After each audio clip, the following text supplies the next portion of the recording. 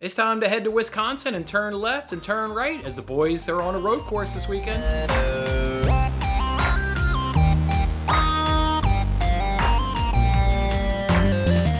Hey, what's going on, everyone? Jason, of course, with Winning Bets, coming at you guys on the Highline Podcast. That's right. Our weekly, I say weekly, we haven't been here obviously in a while, but this is our weekly NASCAR show where we, of course, look back on the previous NASCAR race, go ahead and preview the upcoming race, and, of course, submit our picks for a chance to win $10,000 over on the NBC Sports Predictor App, another $1,000 over on the Fox Bet Super 6 app. I apologize, guys. We obviously haven't been with you guys in forever. For a while there, William and I's schedules couldn't quite align up, and then I think a lot of the viewing audience here is well aware that COVID hit our family, so that threw me off for 2 weeks just because of not having childcare and making it really difficult to really get much work done throughout the week. And then last week, another just situation where William and I couldn't quite line up. But all that being said, it's all my fault, and I apologize to each and every single one of you for not being available to you guys every week and talking some NASCAR. I thoroughly enjoy it. I hated being away, but let's just turn the page. We are back together now, so let's just enjoy this episode of the Highline Podcast. With that being said, I mentioned we always look back at the previous race. It was, of course, at the Nashville Super Speedway at the Ally 400. Chase Elliott was the winner. Normally, I sit here and I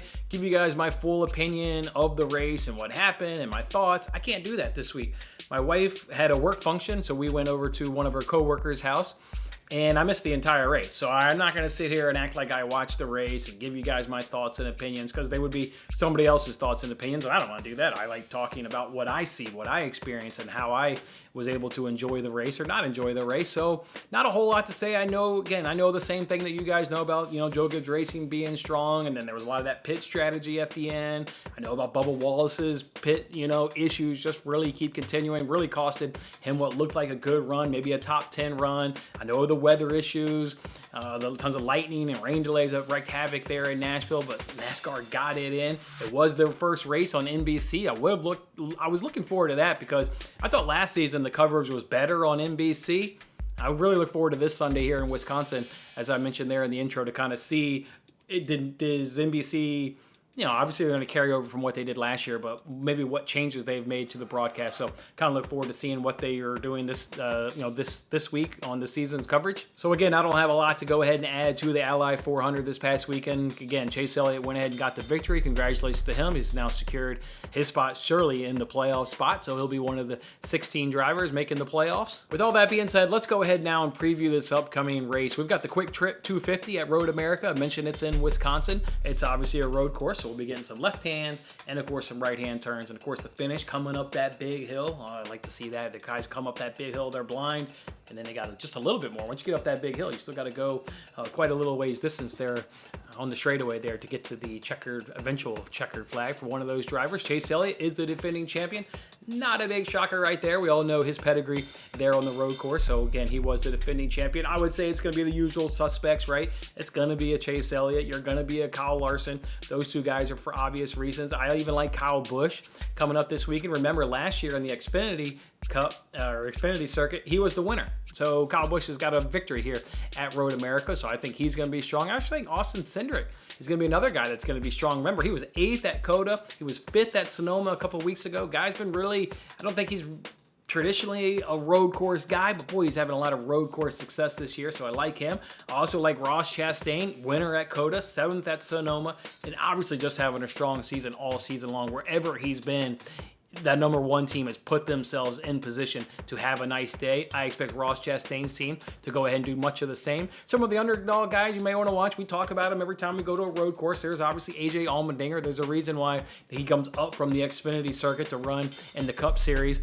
on these kind of weekends on the road courses. So you certainly have to watch out for Allmendinger. You got to watch out for Christopher Bell. He's had a lot of success here on the road courses. Suarez, obviously coming off the win there at Sonoma. You just love what Trackhouse Racing is doing. Suarez did it again there at Sonoma, so he's liking it. And of course, Tyler Reddick, he's had a nice showing here last season at Road America, so let's see if Tyler Reddick can. It seems like we've been waiting for the win, right? How long have we been waiting for Tyler Reddick to get a victory this season? I don't know if it comes this weekend. Got a lot of tough road course drivers to go ahead for him to beat, but I expect him to have a real nice showing, top 5, top 10 car, top good run at least Let's not also forget, if you're going to talk road course, you've got to talk pit strategy, and you definitely got to talk pit strategy when you're starting to get this deep in the race. Remember, 16 drivers make the playoffs. We've had 12 different winners, so as long as we only get 4 different winners, then all of those winners will go ahead and make the playoffs, but you start getting into 5 more unique winners, and now the whole points comes in. So this is where pit strategy is key at the road course.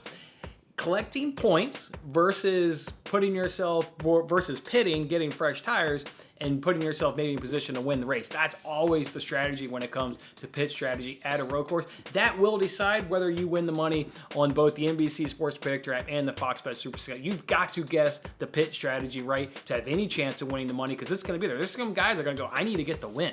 And they're going to stay out there and try and get, or they'll pit and try and get the win. Or other guys will say, I need the stage points, right? I've got a victory on the season. I need to improve my point standings, because if it comes down to points, maybe we've got 17 plus unique drivers and all of a sudden points come into it.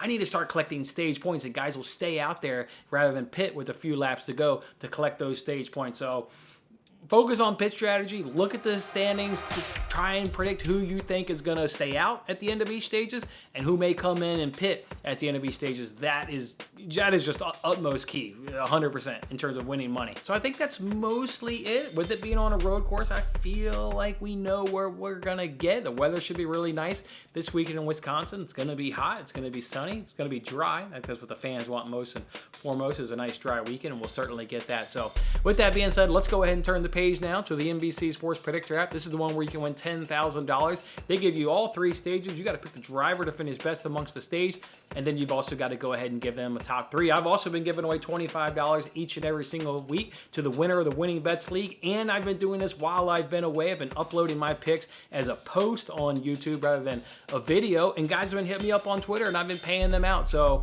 let's go ahead and see who won last week, because I have not paid out last week's winner. It is The Car 04. He or she checked in with 45 points. Impressive. They got Chase Elliott as the winner, and they got the Stage 3 winner as well. So very nice showing there by the Car 04. Go ahead and hit me up on PayPal, and I'll make sure I send you hit me up on Twitter. Hit me up on Twitter, and I'll make sure I send you $25 via PayPal. Congratulations. As for everybody else, good luck this week. We all start with 0 points, and this could be your week to go ahead and take my $25. But we're all here to win $10,000 from NBC. Let's jump into it and get into our picks. For stage 1, we got to pick between Kurt Busch, Byron, Hamlin, and Bowman. I'm going to go ahead and take Hamlin. Look, 5th here last year. Since 2019, he's got the 5th best average finish overall of all drivers. Easily the best average finish amongst drivers in this group. He's got the best driver rating in this group by 10 points. I think Denny Hamlin's going to have himself a good run on Sunday. Certainly be in the top 10. And I think at stage 1, he's going to beat these other cars. So go ahead and give me Denny Hamlin. For stage 2, we got to pick between Suarez, Allmendinger, Larson, and Truex. I thought a tough group. Boy, was throwing Truex in there. I didn't mention him.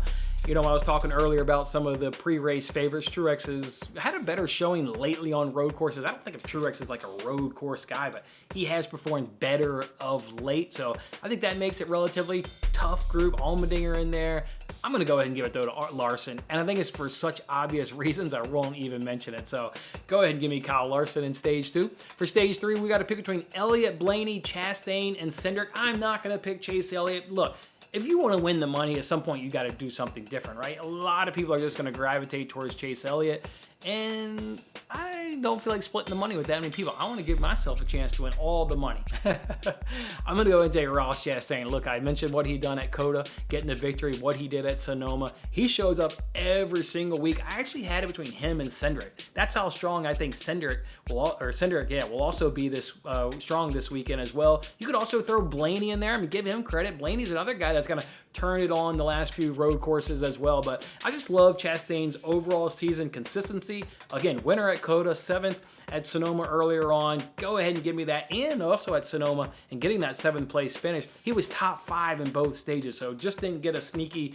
lucky finish. Now, he ran a top car all day long, so I'm going to go ahead and pick Ross Chastain for stage number 3. Now we got to go ahead and give you guys the top 3 for a winner. I'm going to go ahead and say Kyle Busch. Kyle Busch is going to get it done. I'm just feeling it. This is like one of those things where I didn't even, you just got like that feel in the belly. I got a feel in the belly that Kyle Busch is going to go ahead and get it done. So give me Kyle Busch. Right behind him is going to be the number 1 car in Ross Chastain. Just expecting him to have a really nice, strong showing here. And then for number 3, I better put in a Hendrick driver so I don't look like too much of a clown. So it's obviously between Elliott and it's Larson. I'll go ahead and pick Larson. I don't know. You're really splitting hairs, picking between those two guys. But let me go ahead and get one of those two guys in there so I don't look like too much of a clown for not having them in there for when they do get in the top 3. So I'll take Kyle Larson there to round out my top 3. All right, let's jump it over now to the Fox Bet Super 6 app. And of course, this one's only worth $1,000 now with the coverage on NBC. They've obviously cut back the winnings on this app. And also, you can no longer modify your answers. You guys remember earlier I would tweet out my answers during stage 1. You don't get that luxury anymore. When the race starts, this contest locks. So we got to go ahead and get our picks in right now. So for question 1, I'll go ahead and do Ryan Blaney. Would like to see the starting grid, maybe modify it based on the starting grid, but without that information, I'll go ahead and take Ryan Blaney. For question number 2, I'll go ahead and take 4. I think the answer will be number 4. For question number 3, I'm going to go ahead and take Tyler Reddick, but then watch out with Michael McDowell. Michael McDowell could have himself a top 5, a top 10 finish. Guy's been good on the road courses. So Tyler Reddick, but watch out for Michael McDowell. Maybe this is the thing where like you do one entry, maybe you're a friend of yours or a spouse or whatever, significant other does another entry. Maybe do Michael McDowell on that one. Michael McDowell could have himself a really nice showing. For number 4, I'm gonna go and do Chase Briscoe. Look, I'm not high really on any Stewart-Haas driver. But I think if one is going to do it, I think Chase Briscoe is probably more likely, but Stewart-Haas, road courses, that's not something I think of. You don't think of an Almirola, you don't think of a Kevin Harvick really up there, a Chase Briscoe, but if I'm going to pick one, all right, I'll go ahead and take Chase Briscoe of the Stewart-Haas drivers. For question number 5, I'm going to go ahead and lock in Toyota in 3, and Toyota crushed Ford last year. Last year, it was 4-2 was the difference. I think this year is going to be Toyota in 3, and then for number 6, I'm going to go ahead and say it'll be the number 5 car there in Kyle Larson. And this, to get the other half of this question right, is just the amount of luck you need is absurd. I'll go ahead and say 6. I'll go ahead and say 6 right there will be the difference between the 5 and the, I don't even remember the other car in the question. I didn't write it down here. I think it was Bell. If I recall, I think Bell's the question. Actually, no, it may have been Briscoe. Was it Briscoe? Yeah, I think it actually was Briscoe. Either way, you need an absurd amount of luck. I'm going to take Kyle Larson over who it is. I actually do think it's Briscoe, actually, now that I think about it a little more. But anyways, the 5 car is going to beat him by 6 spots is what I got. All right, guys, that's how we'll do it. Again, I wish I watched that Ally 400 so I could have talked about it and let you guys know my thoughts and feelings on it, but I unfortunately did not. But I will be watching this race because we're on vacation for the 4th of July weekend, so I look forward to watching this one there at the Road America. Good luck with your picks. And again, if you haven't joined the Winning Bets League there on the NBC Sports Predictor app, the information is down in this video description. Hope you guys enjoy the race. We'll see you guys next week on the Highline Podcast. That was a lot of fun. Don't forget to like, comment, subscribe, and good luck with your picks. If interested in placing real sports bets, then check out my latest daily free sports betting video in the bottom right corner. Otherwise, I'll see you on the next contest.